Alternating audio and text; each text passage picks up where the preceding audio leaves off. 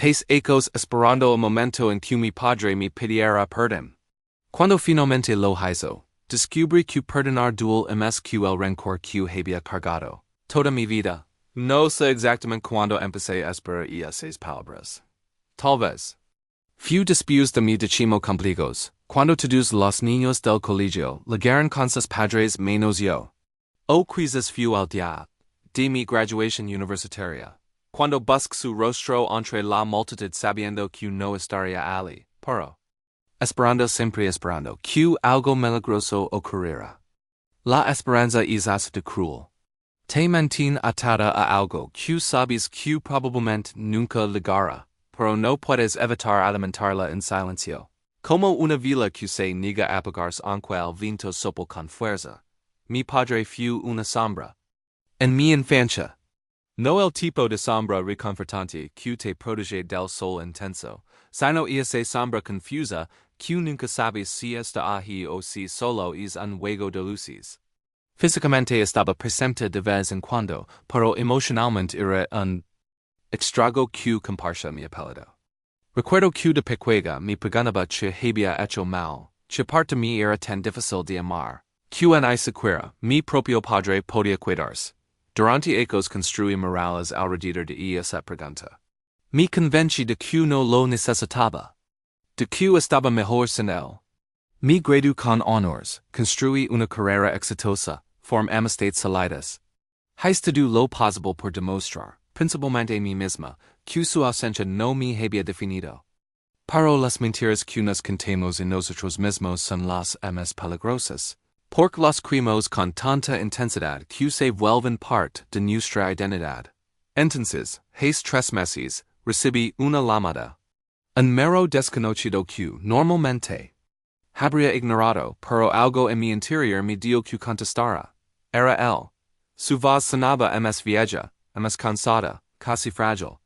Me pidió que nos viéramos, solo eso. No dio explicaciones, no ofreció razones. Solo una petición simple, que sacudió los cimientos de todo lo que había construido para protegerme. Pace días enteros debatiendo conmigo misma. Una parte me quería colgar y bloquear mero para siempre. ¿Por qué ahora? ¿Por qué después de tantos ecos de silencio? Pero había otra parte, y esa niña pequeña que todavía vivía dentro de mí, que anhelaba saber. Que necesitaba entender. Que todavía, después de todo este tiempo, guardaba una esperanza diminuta de que tal vez, solo tal vez, hubiera una explicación que pudiera dar sentido a todo, excepto verlo.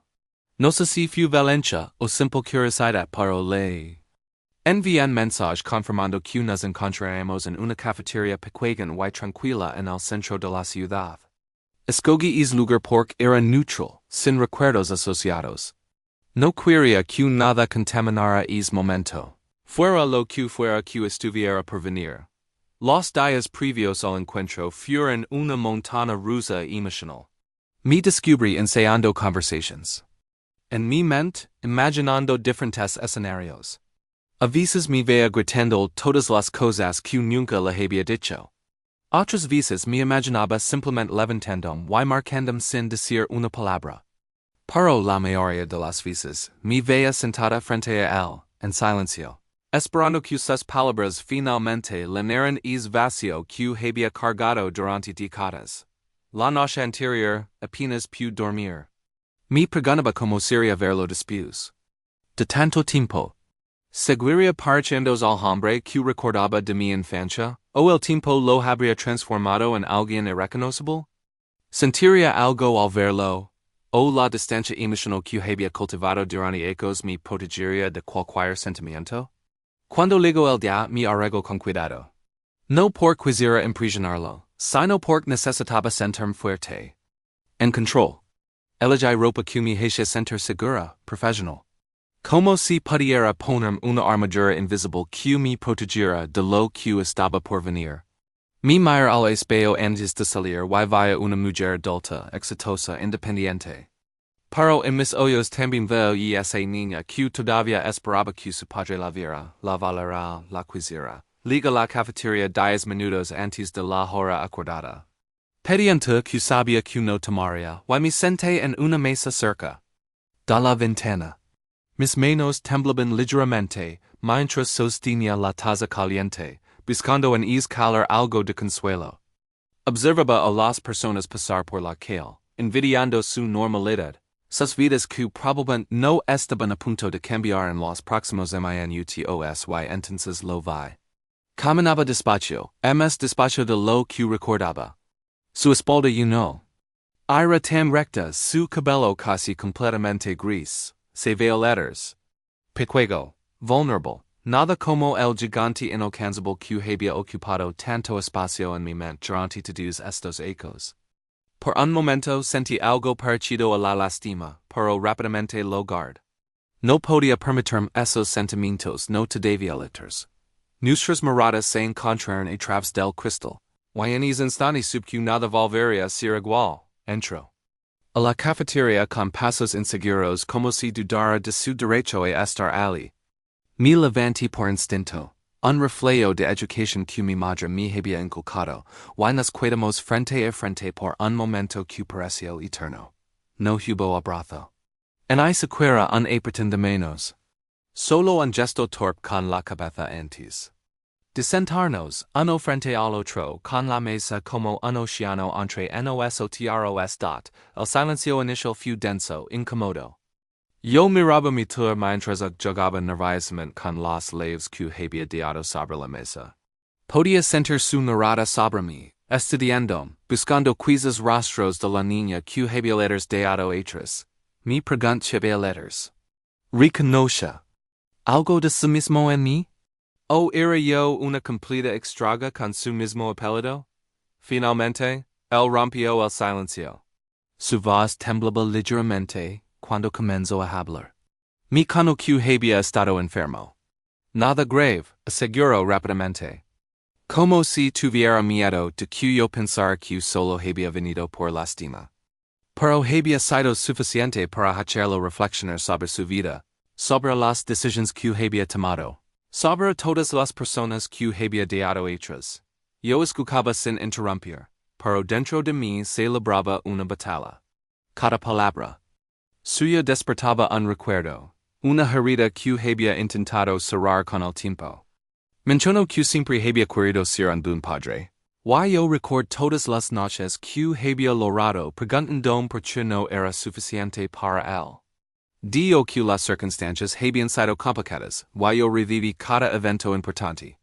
De mi vida en el que había estado ausente, habló de su propio padre, de cómo tampoco había estado presente para él, como si eso explicara todo.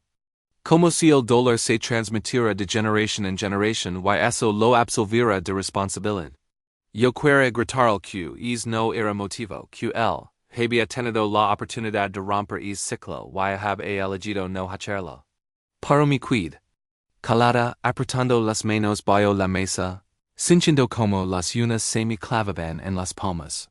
Menciono mi graduación universitaria. Dio que había querido ir, que había llegado hasta el estacionamiento, pero que no había tenido el valor de entrar. Que se había sentido demasiado avergonzado, demasiado consciente de todo el tiempo perdido. Yo recuerdo esto con una claridad dolorosa. Recuerdo cómo había buscado su rostro entre la multitud cada pocos minutos, cómo había revisado mi teléfono esperando un mensaje, una llamada, cualquier signo de que le importaba. Nunca llegó nada. Ahora me enteraba de que había estado allí a metros de distancia, aún así había elegido no acercarse. Algo dentro de mí se rompió con esa revelación. Era casi peor saber que había estado cerca. Significaba que había tenido la oportunidad y había decidido no tomarla. Yo no había sido importante suficiente para que venciera su vergüenza, su cobardía. Continuó hablando. Yo sentía como cada palabra era como abrir una caja que había guardado en el rincón. El más oscuro de mi corazón. Dentro de esa caja estaban todos los complejos sin su presencia.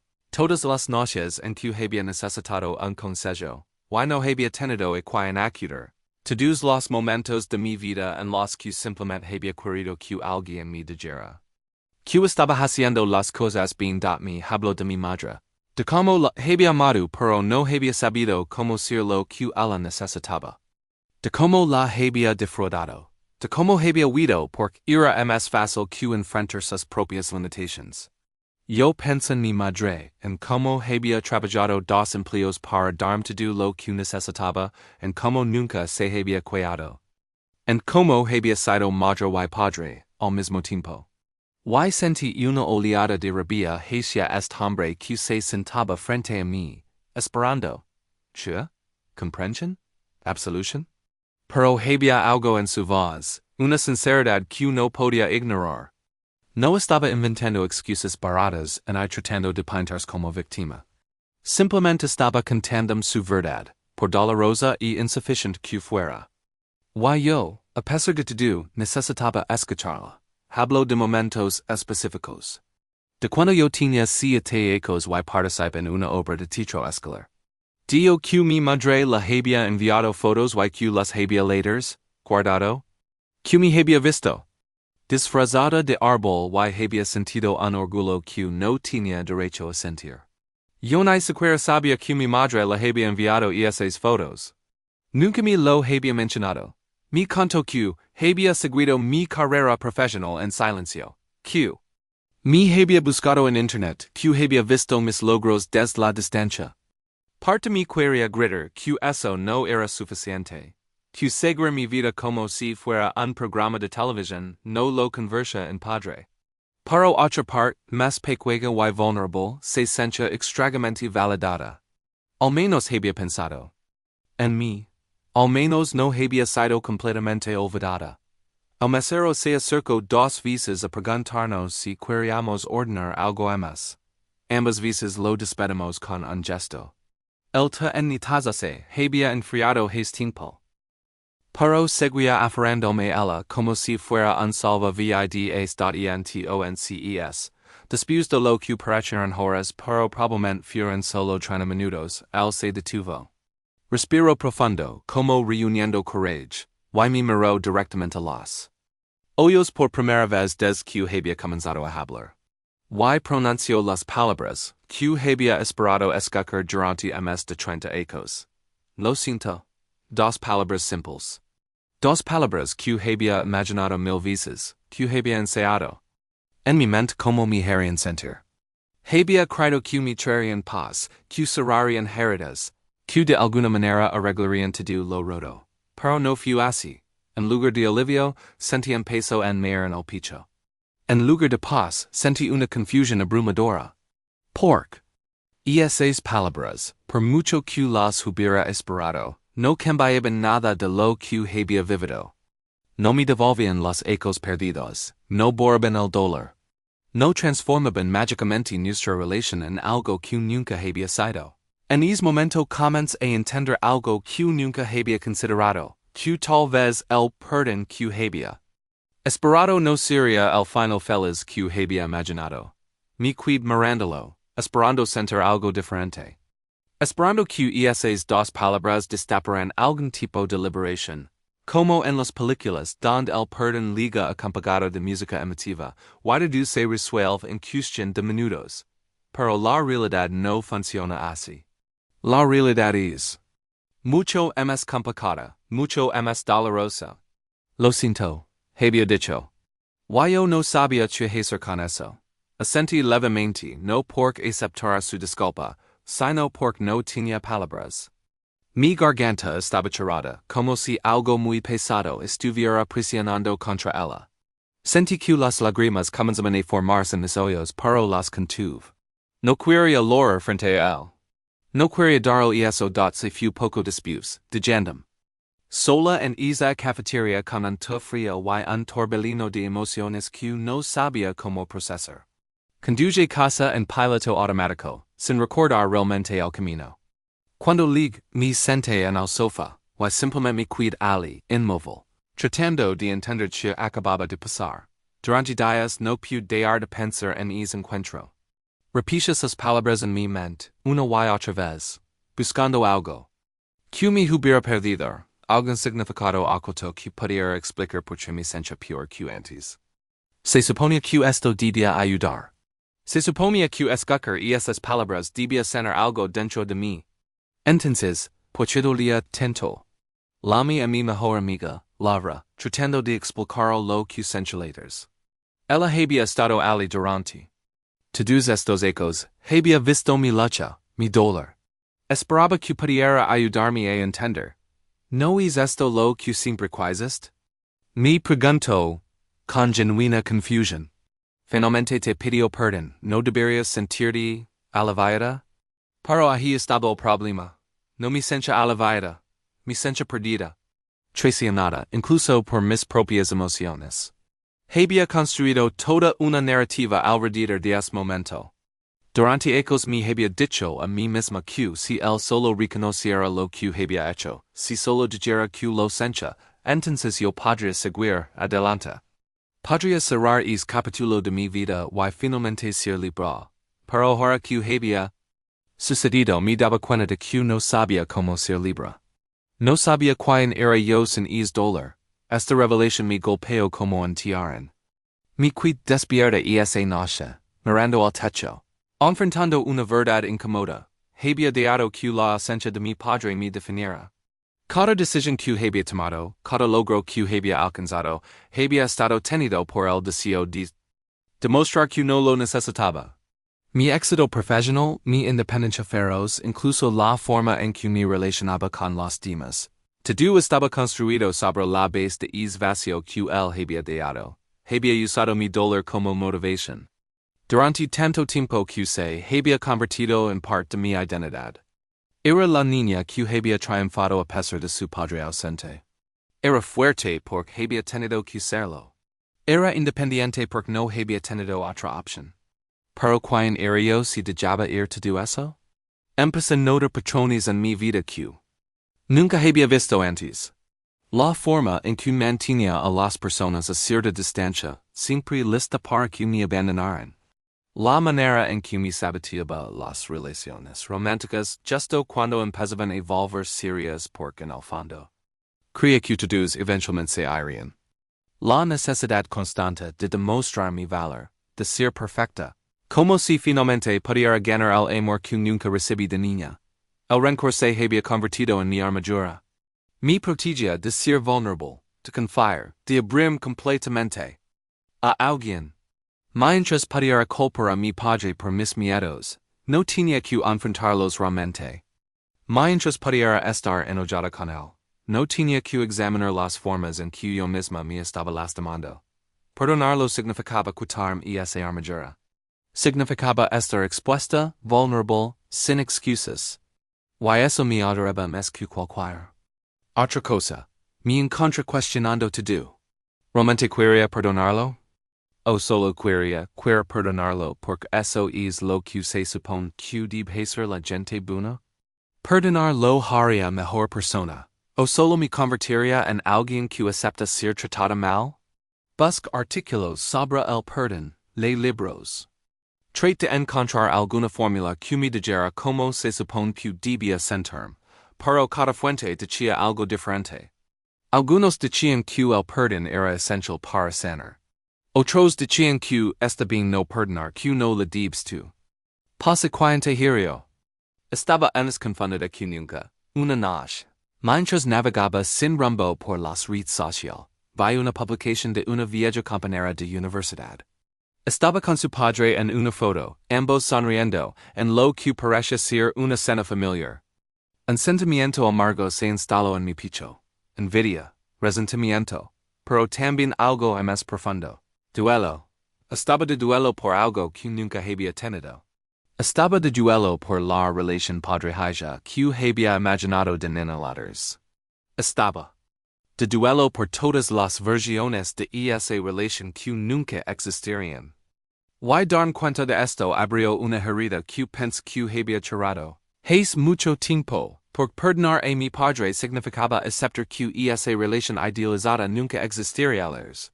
Significaba soltar la esperanza de que algún día pudiéramos recuperar el tiempo perdido, de que de alguna manera podríamos tener lo que otras personas tenían con sus padres. Significaba aceptar que algunas cosas simplemente no se pueden arreglar, no importa cuando lo decimos. Y eso dolía. Dolía que la rabia, que el resentimiento.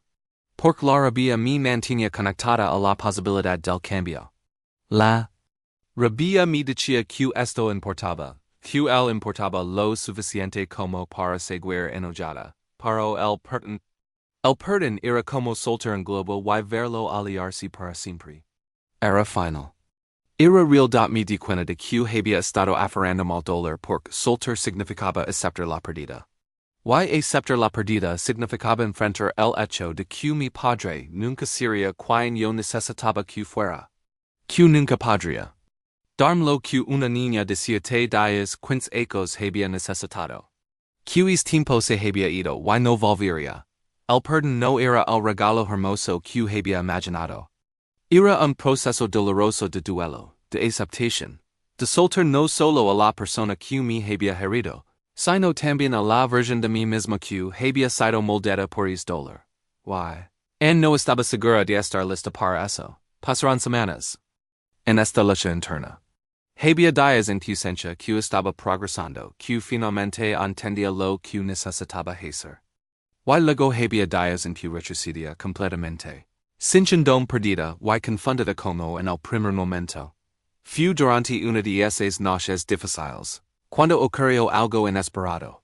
Estaba revisando viejas calles en mi armario, buscando unos documentos cuando encontré un álbum de fotos que mi madre había letters, guardado. Lo abrí sin pensar mucho. Y allí estaba yo. 5 ecos con un vestido amarillo, sonriendo sin reservas a la cámara. En mis ojos no había dolor, ni resentimiento, ni armaduras. Solo había una niña feliz, inocente, lina de esperanza. Me quid mirando esa foto durante largo tiempo. Y entonces entendí algo fundamental. Y esa niña no tenía la culpa de nada. Ella no había hecho nada malo. No había sido insuficiente, ni difícil de amar, ni ninguna de las cosas que en secreto había temido ser. Ella simplemente había sido una niña que merece amor incondicional. Y no lo había recibido.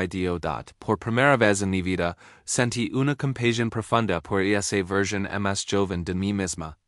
Quería abrazarla, protegerla, decir que nada de lo que pasa fue su culpa. Y en ese momento comprendí que perdonar a mi padre no era realmente sobre él. Era sobre liberarme a mí misma de la carga que había lavado durante demasiado tiempo. El perdón no significaba decir que lo que hizo estaba bien.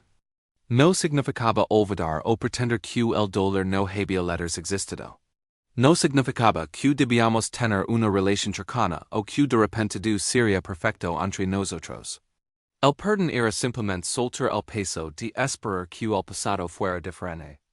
Era aceptar lo que había sido y decidir que ya no permitiría que definiera mi futuro. Esta comprensión trajo consigo una claridad dolorosa. Me di cuenta de que había estado castigándome a mí misma todo este tiempo. Cada vez que me saboteaba una relación. Cada vez que me negaba a confiar plenamente en alguien. Cada vez que trabajaba hasta el agotamiento para demostrar mi valor, estaba perpetuando el daño. Mi padre se había ido hace mucho tiempo de mi vida cotidiana, pero yo había continuado su trabajo, lastimándome de formas que él nunca podría. Entendí que aferrarme al rencor era como beber veneno y esperar que él enfermara. El único que seguía sufriendo era yo. Él había seguido con su vida, con sus propios remordimientos y sus propias luchas. Mientras yo permanecía atrapada en un pasado que no podía cambiar. Pero también comprendí algo más. Que el dolor del perdón era real y válido. No estaba exagerando, ni siendo dramática. Perdonar significaba enfrentar todas las emociones. Que había reprimido durante años. Significaba sentir completamente el peso de la pérdida, del abandono, de todas esas heridas que había tratado de ignorar. Eso dolía terriblemente. El dolor del perdón venía de tener que reconocer que algunas partes de mi infancia nunca serían sanadas de la manera que yo había decidido. Venía de aceptar que mi padre era un ser humano imperfecto, con sus propias heridas y limitations, y que probablemente había hecho lo mejor que pudo con las herramientas emocionales que tenía, aunque su mejor no hubiera sido suficiente para mí. Dolía admitir que tal vez nunca entendería completamente por que tomo las decisiones que tomo. Que tal vez no había una razón profunda y significativa, sino simplemente miedo, cobardía, o su propia incapacidad de enfrentar la responsabilidad. Y eso era frustrante porque parte de mí quería una explicación grandiosa que justificara. Todo el sufr I mean to dot me senté con estas revelaciones durante días. Las dije asentarse en mi corazón, permitiéndome sentir todo el espectro de emociones que traen consigo. Lori por la niña que había sido. Lori por los ecos perdidos. Lori por la relación que nunca tendríamos. Pero también lori de alivio, porque finalmente entendía que podía elegir un camino diferente. Comenzó a ver como mi incapacidad de perdonar había afectado otras áreas de mi vida. Mi relación más reciente había terminado porque en el momento en que él se acercó demasiado, encontró razones para alejarlo. Le busque defectos, magníficos pequeños problemas, hasta que él se cansó y se fue. Y cuando se fue me dije a mí misma que tenía razón. Que las personas siempre se van, confirmando la narrativa que había construido. Pero ahora podía ver al patrón con claridad. No era que las personas siempre se fueran. Era que yo las empujaba. Antes de que pudieran demostrar que se quedarían. Porque si yo controlaba el abandono, si yo lo causaba, entonces no me lastimaba tanto como cuando alguien elige irse. Era una profecía autocumplida. Y había estado repitiéndola una y otra vez sin darme cuenta. Pensa mi trabajo. En cómo me había convertido en una perfeccionista implacable. Cada proyecto tenía que ser impecable, cada detalle tenía que estar perfecto. No podía tolerar errores, ni míos ni de otros. Y me di cuenta de que esto también venía de ese mismo lugar herido. Si era perfecta, si era lo suficientemente buena, entonces nadie tendría una razón para abandonarme. Era un intento desesperado de controlar lo incontrolable. Esta toma de conciencia fue liberadora y aterradora al mismo tiempo. Porque significaba que tenía el poder de cambiar, pero también significaba que era responsable de ese cambio. No podía seguir culpando a mi padre por todas mis decisiones. Si él había plantado las semillas de estas inseguridades, pero yo había estado regándolas. Durante todos estos ecos, el perdón me di cuenta, no era un acto único. No era algo que pudiera hacer una vez y quedar completamente libre. Era un proceso continuo, una elección que tendría que hacer una y otra vez. Habría días en que sentiría rabia de nuevo, días en que el dolor resurgiría later. Y eso estaba bien. No tenía que ser perfecta en esto tampoco dot. Lo que importaba era la dirección. Importaba que estuviera eligiendo sanar en lugar de permanecer estancada. Importaba que estuviera dispuesta a sentir el dolor del perdón porque entendía que al otro lado de ese dolor estaba la posibilidad de una vida más libre, más auténtica, más plena dot por primera vez, sentí que estaba lista para tomar esa decisión. Consciente, le envié un mensaje a mi padre pidiendo que nos viéramos de nuevo. Esta vez fui yo quien eligió el momento, quien tomó la iniciativa. Y eso en sí mismo fue significativo. No estaba respondiendo a su necesidad de redención. Estaba actuando desde mi propia necesidad de sanación. Nos encontramos en el mismo lugar, pero esta vez todo se sentía diferente. Yo me sentía diferente. Centrada, consciente de por qué estaba allí y que necesitaba decir. Me senté frente a él y, antes de que pudiera hablar, levanté mi mano suavemente. Necesito decir algunas cosas, comments. Y mi voz era firme pero tranquila. Y necesito que simplemente escuches. Le dije que aceptaba su disculpa, pero que también necesitaba que entendiera que el perdón no significaba que todo estaba bien. Le expliqué que había pasado ecos construyendo mi vida alrededor del vacío que él había dejado, y que ahora estaba tratando de reconstruirme de una manera más saludable. Le dije que eso tomaría tiempo, y que necesitaba que respetara ese proceso. Establecí limites claros. La dij que podíamos intentar construir algún tipo de relación, pero que sería en mis términos, a mi ritmo. Que habría cosas de las que no quería hablar, momentos en los que necesitaría espacio. Que no podía simplemente aparecer, y esper que yo diara entrar a un padre después de décadas de ausencia. Y entonces es algo que nunca pensé que haría letters. La hablo con honestidad sobre cómo su ausencia me había afectado. No para castigarlo. O hacerlo sentir mal, sino porque necesitaba que la verdad estuviera entre nosotros. Le conté sobre las noches de insomnio, sobre las relaciones sabatidas, sobre la perfecta fachada que había construido mientras por dentro mi sencha rota. Él escuchó con lágrimas en los ojos. Y pude ver que mi dolor le dolía a él también. Pero no me detuve. Porque esta vez no se trataba de proteger sus sentimientos.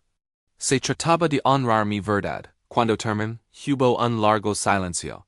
Luego habló y su voz estaba cargada de emoción. Me agradeció por dar la oportunidad de escuchar, de entender realmente el impacto de sus acciones. No trato de justificarse ni de minimizar lo que había hecho. Simplemente aceptó la responsabilidad. Y eso significó más de lo que esperaba. Habamos durante horas y esa tarde. No solucionamos todo, ni siquiera solucionamos la mayoría de las cosas. Pero por primera vez en mi vida tuvimos una conversación. Real y honesta. Y aunque dolió, también fue liber ad or cuando nos despedimos acordamos mantener contacto. Mensajes ocasionales, tal vez un café cada mes o dos. Nada forzado, nada que pretendiera ser más de lo que podía ser en ese momento. Y me sentí en paz con eso. En los meses que siguieron, comencé a notar cambios en mí misma. Pequeños al principio, casi imperceptibles. Empecé a ser más amable conmigo misma cuando comisa errores en el trabajo. Dejé de revisar obsesivamente. Cada detalle, permitiéndome ser humana y imperfecta. Cuando conocí a alguien nuevo y empezamos a salir, no que mi primer instinto, no fue buscar razones para aliarme. Pude reconocer es viejo patrón cuando apareció, y conscientemente elegí un camino diferente. Le di una oportunidad real a la relación, permitiéndome ser vulnerable de maneras que antes me no fue fácil. Hubo momentos en que el miedo regresaba en que las viejas heridas se abrían. Pero ahora tenía las herramientas para lidiar con eso. Podía reconocer de dónde venía es miedo, y elegir no dejar que controlara mis acciones. También empecé terapia, algo que había evitado durante ecos. Pensaba que podía manejar todo sola, que buscar ayuda era un signo de debilidad. Pero ahora entendía que pedir ayuda era en realidad un acto de fortaleza. Era reconocer que merecía sanar, que mi bienestar emocional era importante. En una de mis sesiones, mi terapeuta me preguntó cómo me sentía acerca del perdón ahora. Y me sorprendí a mí misma al darme cuenta de que la pregunta ya no me generaba ansiedad. El perdón ya no era ese concepto aterrador y confuso. Era simplemente una elección que hacía cada día, la elección de no cargar más el peso del pasado. Mi relación con mi padre siguió siendo complicada. Algunos días eran buenos. Podíamos hablar y reír un poco. Otros días eran difíciles, cuando algo que decía o hacía letters tocaba una vieja herida. Pero aprendí que eso estaba bien.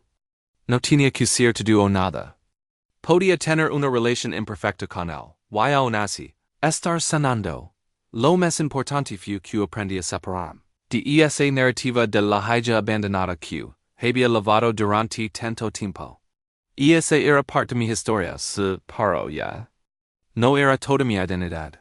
Yo era mucho más que mi dolor. Era fuerte no solo a pesar de lo que había pasado, sino por todo lo que había aprendido en el proceso de sanar. Una tarde, mientras ordenaba mi apartamento, volví a encontrar esa foto de mí a los 5 ecos. Esta vez la mujer con una sonrisa suave. La susurra a esa niña en la foto. Lo logramos, estamos bien. Y por primera vez, realmente lo creí. Entendí que el perdón había dolido tanto porque significaba dar ir a la persona que había sido. por culpa del dolor. Esa version de mí había sido mi identidad durante tanto tiempo que soltar la esencia como perder una parte de mí misma. Pero lo que estaba ganando era mucho más valioso. La oportunidad de descubrir quién era realmente. Sin las capas de protección y las paredes que había construido. Hoy puedo decir que he perdonado a mi padre. No de la manera perfecta, y cinematográfica. Que había imaginado, sino de una forma real y humana. He perdonado porque elegí mi paz sobre mi rabia. He perdonado porque merecía liberarme del peso que había cargado. He perdonado porque entendí que aferrarme al dolor solo me lastimaba. A mí, pero también he aprendido a perdonarme a mí misma. A perdonarme por todas las veces que me saboteé. Por todos los ecos que país castigándome por algo que nunca fue mi culpa. Por todas las oportunidades de felicidad que dije pasar porque tenía demasiado miedo de ser vulnerable. El perdón. Dolió terriblemente, pero es dolor fue temporal. Al otro lado del dolor estaba la libertad. La libertad de ser yo misma sin disculpas, sin armaduras, sin el peso constante de un pasado que ya no podía cambiar, y aunque el camino no fue el que esperaba, aunque fue más difícil y más doloroso de lo que imagine, hoy puedo decir que valió la pena cada lágrima, cada momento de duda, cada instante de dolor, porque finalmente estoy aprendiendo a ser quien realmente quiero ser. Y eso descubrí. Es el verdadero regalo del perdón.